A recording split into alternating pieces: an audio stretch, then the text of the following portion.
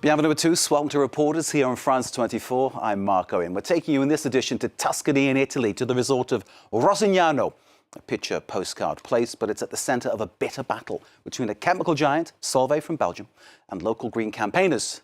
Louise Malnois is our reporter. She's in Rome. Louise, Rosignano looks like, to the naked eye, a picture-postcard paradise, but it's at the centre of this environmental row. Tell us more. Yes, Rosignano is not the only case of industrial pollution raising concern in Italy, but it was rated as one of the 15 most polluted sites in 1999 by the United Nations Environment Programme. In 2023, it is an exception in Europe. It is unique in that the pollution is highly visible, turning beaches into beautiful beaches. However, for over a century, pollution levels have been monitored, have been legal, but legal doesn't mean harmless. So we went to find out about the impact of the pollutions on Rosignano's coast and the health implications for local residents. So we're off to the seaside in Tuscany with Louise, Natalia Mendoza and Lorenza Penza.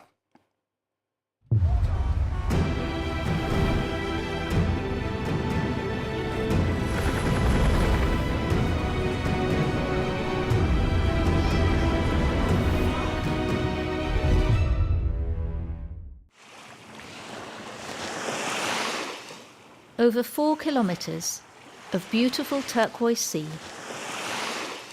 and shimmering white sand. We are about 100 kilometres west of Florence, on the Tuscan coast. It feels like we're in the Maldives or on a tropical beach with white sand. But this landscape has not been made by nature. It's very distinctive, even if it's a bit artificial.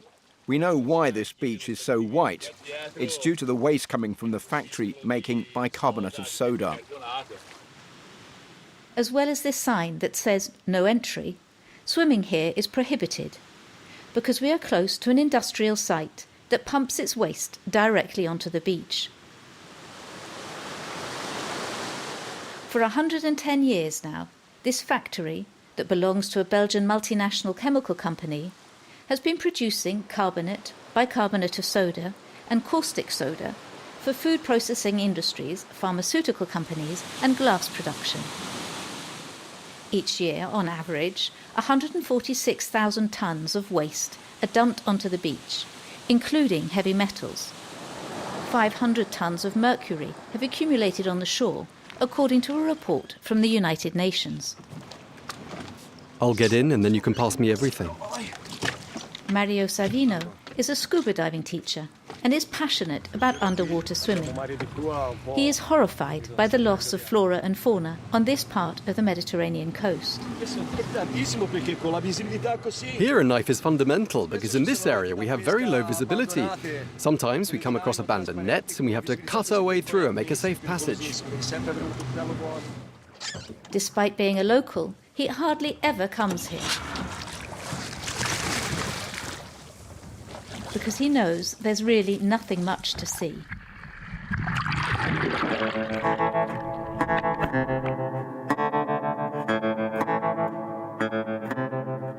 To show us, he swims down to a depth of about 10 metres.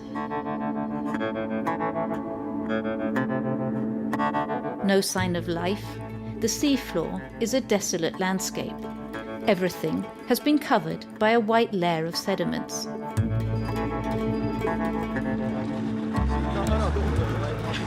And there's something specific that is missing.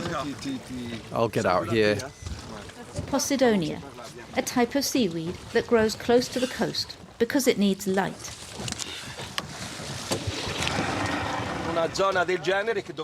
Given that the transparency of the water has been altered in this zone, the reproductive cycle of Posidonia has been totally devastated. And also, the discharge sediments accumulate at the bottom of the sea and suffocate everything.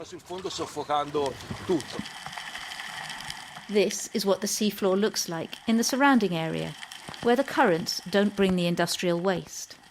In order to see healthy flora and fauna typical of the Mediterranean, you have to go at least 5.5 kilometers away from the contaminated zone, a fair distance from the factory. This seaweed, common to the Mediterranean, plays an important role, providing a sheltered area for the reproduction of a large number of species. Mario's observations have been confirmed by the Regional Environmental Protection Agency. One of their reports states that the field of Posidonia opposite Rosignano has declined and regressed offshore. The factory in Rosignano has had a serious impact on the environment. For a long time, the factory was known as Mama Solvay, and the industrial site has employed thousands of people in Rosignano. The town of 16,000 inhabitants has grown with the development of the industry and even taken its name. The Belgian chemical engineer appears everywhere, in the streets, on the front of schools, on the municipal stadium, and even the cultural centre.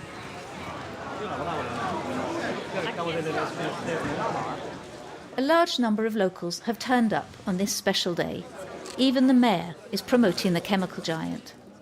It's a very rare occasion, as Solvay is having an open day. We took advantage of the situation to visit the site that is usually closed to the public. Caustic soda, as you can see, is used in detergents for cleaning. Some of the employees have been called upon to explain and reassure people. These are fundamentally natural inert solids that come from a process that transforms the raw material into powder. In practice, they are inert. The industrial site currently employs 1,600 people. The director, Nicolas Dugenete, a Frenchman, has worked for the company for 20 years. We managed to get a rare interview with him to ask the exact composition of the industrial waste that has been accumulating on the coast for over a century. They are solids. Their use is authorized. They're inert. But yet, studies have pointed out the presence of heavy metals absorbed by the fish in the area. If you agree in relation to the interview today, we're discussing questions connected to the open day. So if you have specific technical questions from a document that I have not previously read, I suggest you send it directly to our communications department and we will reply to you. The communications team sent us to their webpage, where it states that the company follows Italian and European standards and complies with all controls. However, the Public Prosecutor's Office in Livorno and environmental associations have shown concern about the site. Twice, there has been a malfunction resulting in a leak of ammonium nitrate, devastating the surrounding wildlife. Concerns that have always been challenged by the chemical company.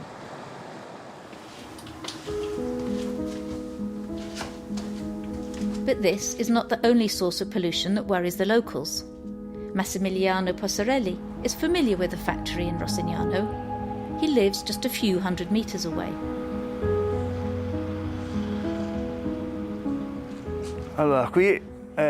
So here we can see the site of soda production.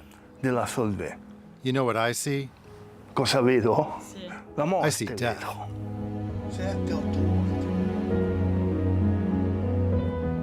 His father, Romano Possarelli, spent most of his working life in the factory. He died from cancer in 2010. The first signs were his difficulty in breathing and in moving around. We were told it was a tumor in his lungs and that it was due to cigarettes. That I never believed, because I had never seen my father smoke. So I did my own investigation.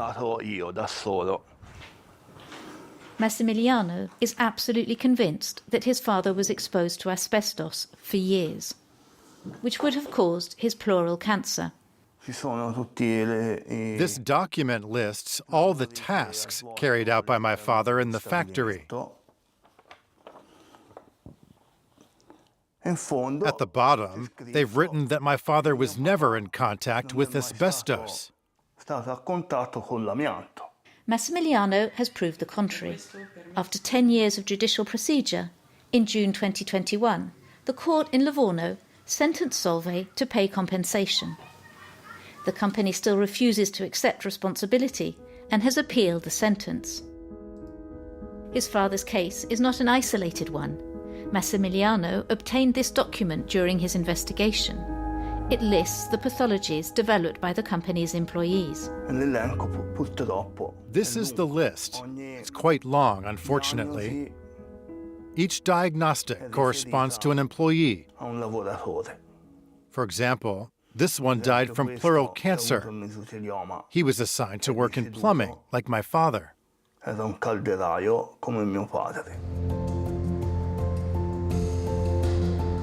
The prevalence of pleural cancers in Rosignano is 3 times higher than in other towns of Tuscany, a disease linked to asbestos exposure that develops years later. Solvay has declared that there is no longer any asbestos at the Rosignano site. However, public health issues do not stop there. A doctor has been looking into the causes of death in the town. Buongiorno. Prego, si accomodi. Dr. Marabotti is a cardiologist. Allora, come va? Abbastanza bene, grazie. He has organised a 10-year statistical study comparing the number and causes of death in Rosignano to the rest of the region. With this statistical analysis, we can see that there are a number of diseases here for which the death rate is higher here than in the rest of Tuscany, in a manner that is statistically significant. On average, every month, there are an additional 2 deaths here than in the rest of Tuscany. Pleural cancers, heart disease, and neurodegenerative disorders are the most common. Heavy metals enter into the food chain. Some of them accumulate in the body. For example, mercury, once in the body, never goes away.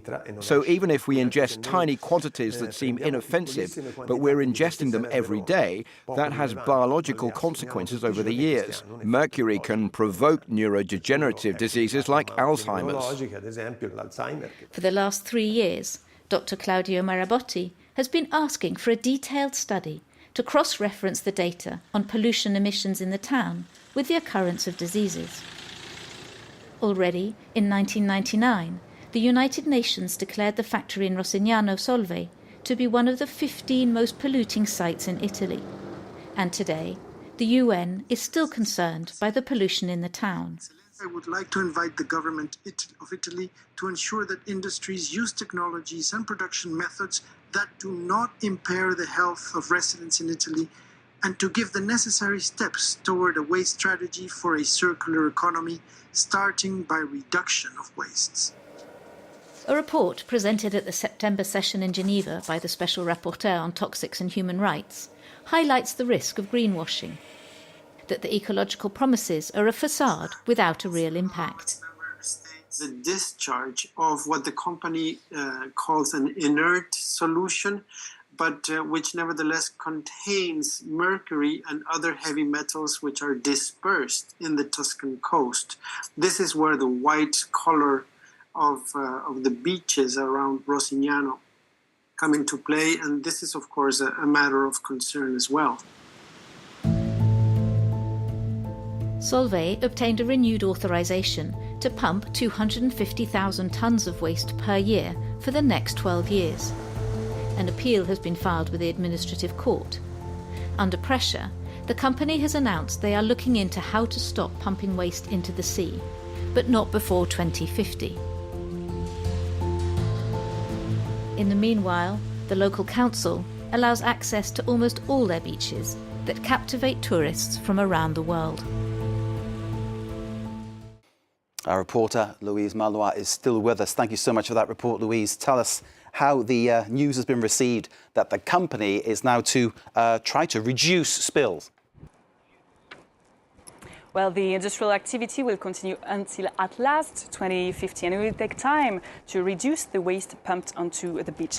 One of the claimants, the British activist investor Bluebell Capital Partner, is satisfied by the company's announcement and has withdrawn from the case. But still, 3 associations and 19 individuals are continuing with the legal action and are asking the administrative court in Tuscany to cancel the renewal of Solvay's authorization to pump waste into the sea immediately. In 2003, Solvay promised to reduce the waste by 70% from 200,000 tons down to 60,000 tons, but it failed to do so.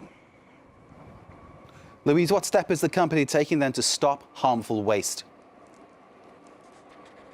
Solvay has announced a massive investment plan, 15 million euros to implement new solutions using new technology. First goal is to reduce the waste by 20% by 2030, then 40% by 2040. However, the company declined our request to come and see the new systems, saying it was too early to evaluate them. We know that they intend to reduce the size of the limestone particles, one of the raw materials required to produce soda ash, but they are unable to say how and when. But every 6 months, they are supposed to present details to the authorities to explain how they might achieve this goal. So hopefully, this will avoid future greenwashing promises. And we know, Louise, you'll be keeping your eye on this story for us. Louise, thank you very much indeed. Thanks to Natalia Mendoza and Lorenza Penza too. You can see the report again, of course, via our website, france24.com. This is Reporters on France 24. Stay with us. Most of all, do stay safe.